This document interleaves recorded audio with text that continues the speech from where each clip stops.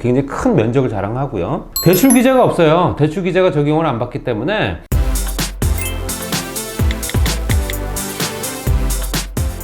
네, 안녕하세요. 박PD의 부동산 매거진 박영신 소장입니다. 오늘 준비한 내용은 일단 지식산업센터를 가지고 한번 말씀드려 보겠습니다. 지식산업센터 분양 받아보셨나요? 또 갖고 계신 거 있나요? 그것 때문에 굉장히 골머리 아프신 분들 굉장히 많은 걸로 알고 있습니다. 제 주변에도 많고요. 이 지식산업센터는 도심지역이나 신도시 지구에 중소기업이나 중견기업 공장들 이런 것들에 들어설 수 있게끔 만들어 놓은 건축물입니다.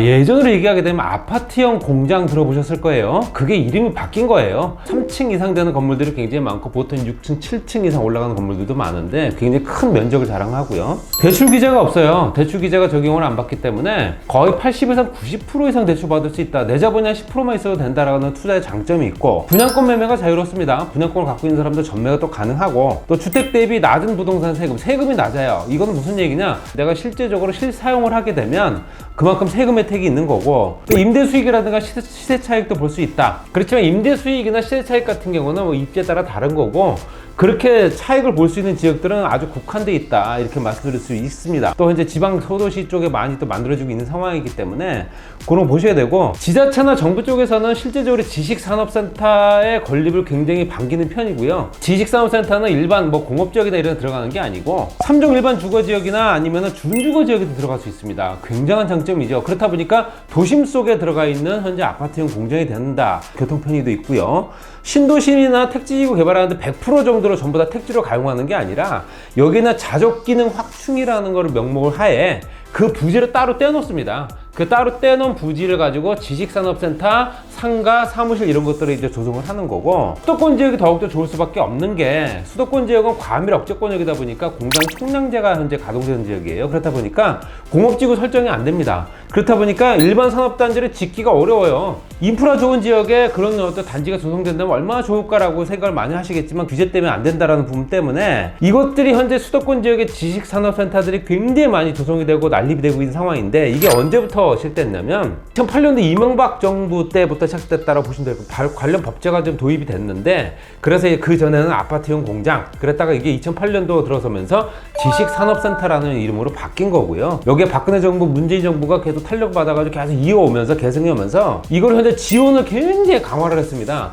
정부에서 지원을 하고 지자체에서 지원을 하다 보니까 아무래도 물량들이 많이 확보가 될 테고 부동산 규제에서도 벗어난 상품이다 보니까 투자자들의 관심을 굉장히 많이 받았던 건 사실입니다. 그러면 이게 물건에 대해서 장점, 단점을 한번 비교해 볼 텐데 장점 뭐냐? 정부의 적극적인 지원. 그렇기 때문에 당연히 대출 규제 없고요. 80에서 90% 이상 대출 받을 수 있고 그리고 또 현재 입주할 때 내가 현재 실제적으로 사용을 한다 했을 경우에는 취득세 50%, 그 다음에 재산세 37.5%를 감면해 줍니다. 물론 이건 5년 동안은 내가 유지를 해야 됩니다. 5년 이내에 만약에 사무실을 임대로 전환할 경우에는 혜택 받았던 거 다시 현재 토해내셔야 된다 이렇게 말씀드릴 수 있고 입지가 좋죠. 당연히 현재 소규모 소도시나 아니면 현재 수도권 지역의 신도시 이런 지역에 많이 들어가다 보니까 입지가 상당히 좋고 그 건물만 덩그러니 있는 게 아니라 부대시설이 상당히 좋죠. 그래서 실제적으로 용인에 있는 테크노빌리 같은 경우에는 현재 메가박스 같은 영화관도 입주해 있기 때문에 이런 거 보게 되면 부대시설도 상당히 좋다. 예전에 공장을 한다면 굉장히 지저분하고 기름때 냄새 나고 뭐 이랬을 텐데 이게 아니라 쾌적한 주거 환경, 건물 환경이 이루어지고 있는 상황이다. 또 다양한 업체들이 입주해 있다 보니까 정보 교류가 굉장히 활성화될 수 있죠.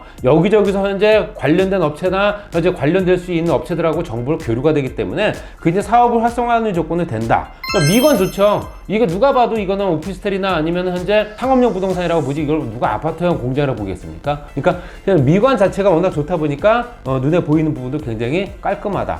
거기에 높은 층고가 높아요. 공장이다 보니까 층고가 높을 수밖에 없고 보통 이제 건축물 아파트나 빌라나 이런 것들 보게 되면 2.1m에서 2.4m 정도 수준이거든요. 근데 이게 보통 이제 층고가 3.5에서 한 4.5까지 되니까 층고가 높다 보니까 뭐가 없다? 층간소음이 없죠. 쾌적한 공간에서 근무를 할 수 있다 라는 내용이고 이게 장점입니다.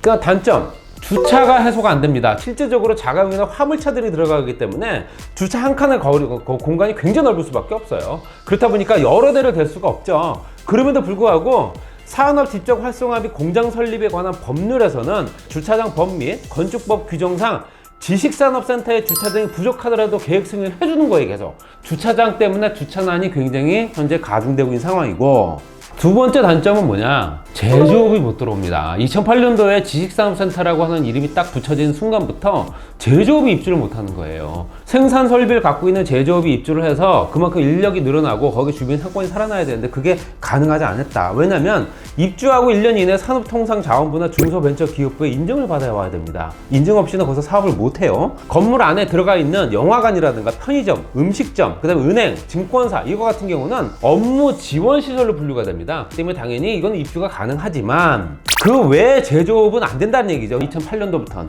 그렇기 때문에 항상 텅텅 비고 공실이 많은 이유가 이런 겁니다. 들어가고 싶지가 않아서가 아니라 들어가서 생산활동이나 기업활동을 할 수가 없어요. 그렇기 때문에 당연히 일반 공구나 중소자동차 부품업체들 굉장히 민원이 심각한 수준이다 이렇게 얘기할 수 있고, 말씀드린 대로 현재 2008년도라고 말씀드렸지 않습니까? 그렇다 보니까 그 이전에 준공된 것들 같은 경우는 경기도 고양시 가게 되면 유니테크빌 벤처타운이라고 있어요. 이거 같은 경우는 준공연도가 1998년도니까 지식산업센터라는 말이 쓰여지기 이전이지 않습니까? 당연히 여기 일반 제조업들이 많이 들어와 있어요. 시기에 따라서 제조업이 들어오냐 못 들어오냐 그 차이가 있죠. 2008년도 이후에 준공된 물건들이 있을 겁니다, 당연히. 거기 대표적인 게 경기도 하남시에 가게 되면 미사 강변도시 안에 미사 강변 스카이폴리스라는 게 있습니다. 엄청난 면적이에요. 여기 같은 경우는 현재 2008년도 이후에 들어왔기 때문에 제조업이 못 들어온다. 텅텅텅 비어 있습니다, 거기. 식당들만 운영을 하고요. 현재 3, 4층, 5층까지는 거의 다 현재 깜깜하게 공실이에요. 그렇게 보시면 될 것 같고, 여기에 현재 미사 강변도시 사이즈가 얼마나 있는지 잠깐 말씀드리면 서울 월드컵 경기장에 44개 정도 들어갈 정도의 건물 규모예요. 엄청난 규모죠. 그러니까 연면적으로 따지게 되면 그렇다는 얘기예요.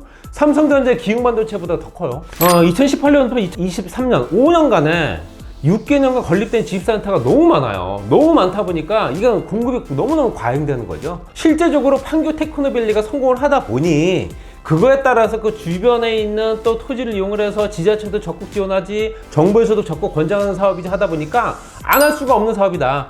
지식산업센터 판교 테크노밸리의 전체 면적이 10배 정도 규모가 현재 조성되고 있는 겁니다. 문재인 정부 정권 때는 어땠냐면 중소벤처기업부라는 게 출범을 하면서 예전에는 실제적으로 중소벤처기업부에서 주관하던 업무가 아니었던 것들, 이것들 산업통상자원부라든가 한국산업 단지 공단이라는 게 있습니다. 이 두 군데서 관장을 했었는데 여기에는 수도권 지역 같은 경우는 공업지구 총량 규제를 맡아서 했어요. 그러니까 수도권 지역에는 공업지구 총량 규제가 있거든요. 총량 규제를 넘어가게 되면 허가를 할 수 없는 부분인데 그 총량 규제가 있었는데 지식센터를 현재 공장의 일종으로 보기 때문에 당연히 수도권 정비계획법에 따라서 신규 공업지구 설정 금지를 통해서 지식산업센터를 현재 난립을 막아왔던 건 사실입니다. 그랬는데 이게 2018년도 이전까지는 현재 실제로 지식산업센터가 약 350동 정도밖에 안 됐거든요. 중소벤처기업부가 공업지구 총량 업무까지 맡아서 하다 보니까 그 규제를 이제 없앴지 않습니까? 지식산업센터를 많이 조성하기 위해서. 그렇다 보니까 총량 규제가 예외가 돼버린 거예요. 지식센터 건축 허가도 대량으로 만들어진 거고, 지자체에서는 뭐 싫다고 할 이유가 없는 거고, 2017년도 연말에는 350동밖에 안 됐습니다, 전국에. 그게 2022년도 연말에는 1180동.